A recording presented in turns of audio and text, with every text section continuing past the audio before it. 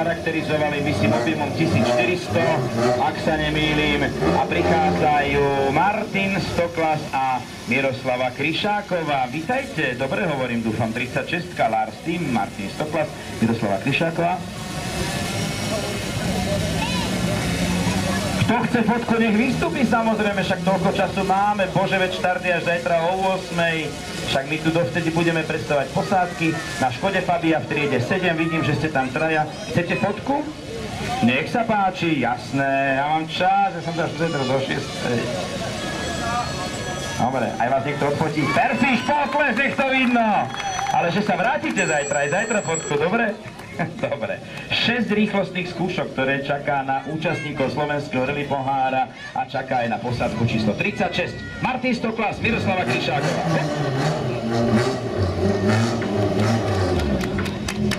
Ježiš, pardon, majstrák, pardon, hej, správne, ja som už som zase mimo. Dobre, Martin Mináček, Honda.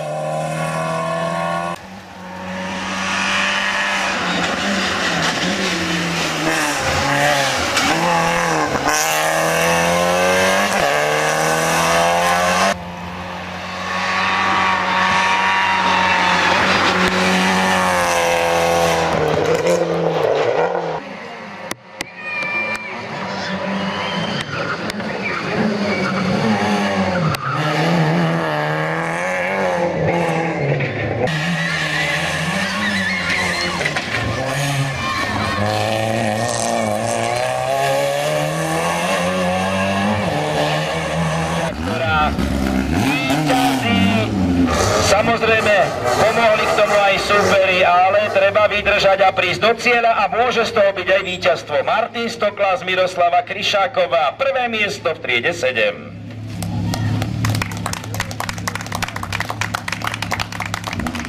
A musím povedať, že hoc Škoda Fabia a hoc neveľký výkon, Martin Stoklas išiel celkom odvážne, minimálne na tom mieste, kde som bol ja, tak to bol taký celkom dôrazný prejazd. Martin Stoklas má právo ako posledný vyhodnotený jazdec, ale víťaz v triede 7, aspoň pár slovami zhodnotiť tú situáciu. Škoda tej konkurencie.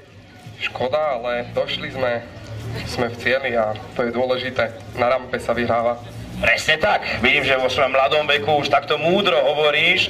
Mnohí sa však na to spoliehajú. Nazvali sme to kedysi, že hyena systém, ale vo vašom prípade hovorím, niektoré tie prejazdy neboli vyslovene vyčkávací. Ešte ste celkom dôrazne. Snažili sme sa, chceli sme vyhrať, aj keď tam bola tá konkurencia, hej. Čiže ako sa to vyvíjalo v priebehu tej súťaže, kde ste sa pohybovali? Traja ste boli pokiaľ. Tak niektoré rýchlostky sa nám podarilo držať tak tempo so supermi, ale boli rýchlejšie niekde, chýbajú nám trošku kone v aute, ale to doladíme a uvidíme na ďalšom preteku, možno snať. Gratulujeme, vítajte. Tak teda takticky zvládnutá rally pre posádku Martin Stoklas, Miroslava Kryšáková, Lars týmu na Škode Fabia a hoc posledný na rampe, prvý v triede 7. Tak priatelia, to sú všetky výsledky, ktoré som mal v rukách. Ešte počkáme, kým štartové číslo 36 odíde k svojim mechanikom. Marek Podobník slúbil, že na záver niečo povie, ale už ho to nevidí.